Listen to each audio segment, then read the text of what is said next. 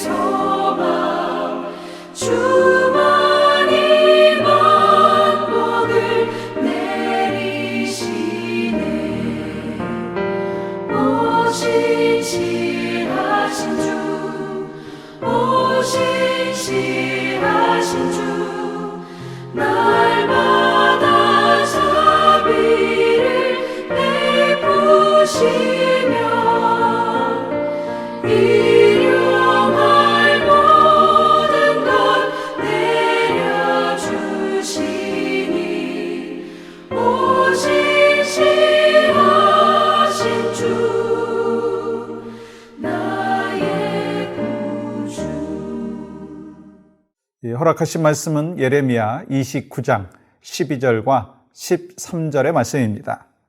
너희가 내게 부르짖으며 내게 와서 기도하면 내가 너희들의 기도를 들을 것이요 너희가 온 마음으로 나를 구하면 나를 찾을 것이요 나를 만나리라. 아멘.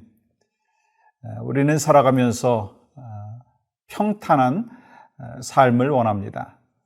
그렇지만 어떤 사람도 항상 순탄하고 늘 마음에 평안만 있는 것이 아니라고 하는 것입니다. 위기가 찾아온다라고 하는 것이죠. 그런데 이 성경에 보면 이 하나님의 복이요 위기 가운데 찾아온다라고 하는 것입니다. 위기를 잘 극복하고 위기를 통해서 또 하나님께서 주시는 메시지를 잘 받고 그리고 극복한 사람에게 하나님이 주시는 복이 있다라고 하는 것입니다. 그래서 우리는 이렇게 말할 수 있습니다. 살아가면서 위기를 이기고 위기를 극복하는 사람이 복이 있다. 그런데 우리가 위기의 상황을 받아들이는 거 쉽지 않습니다. 또 위기의 상황을 담대하게 맞이하고 극복하는 거 쉽지 않습니다. 그런데 위기 상황 속에서 우리가 기도를 배우기만 한다면 위기가 하나님의 복으로 채워진다라고 하는 것을 기억해야 된다는 거예요. 우리가 믿음의 사람들은 기도가 중요하다라고 하는 사실을 잘 알고 있습니다. 여러분들 그 사실 잘 아시죠? 그런데 중요한 그 기도를 모두가 정말 간절하게 하지는 않는다라고 하는 것입니다.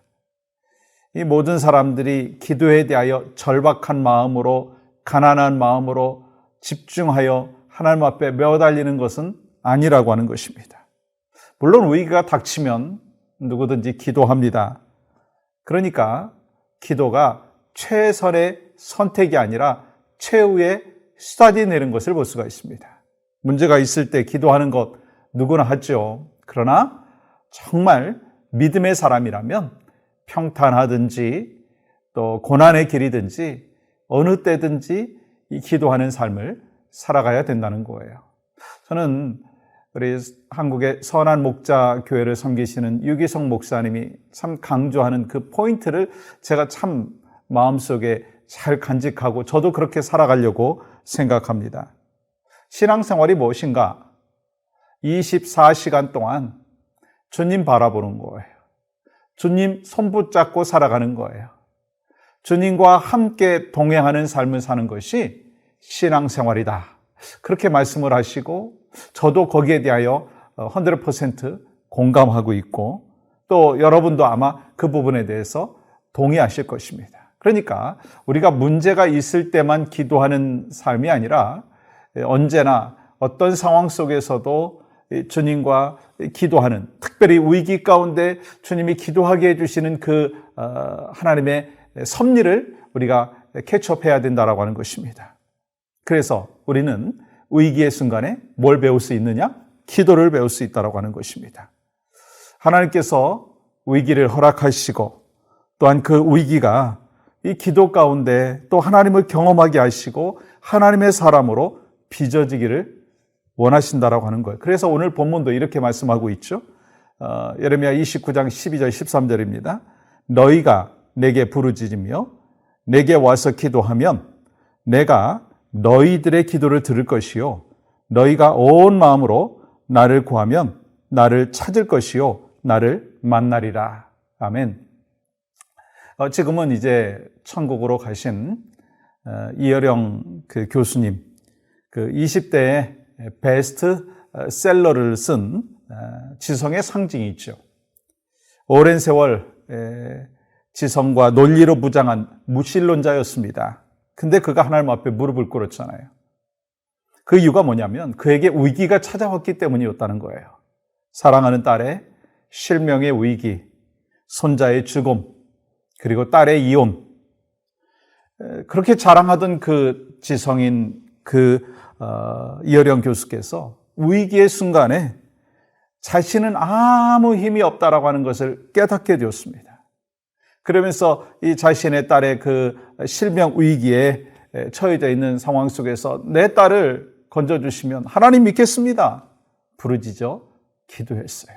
그리고 결국 그는 예수 그리스도를 구주로 영접하고 또 이 하나님의 사람으로 살다가 지금은 천국으로 이사 가셨어요. 위기의 순간에 주님을 만났다라고 하는 거예요. 여러분과 저에게도 위기는 찾아옵니다.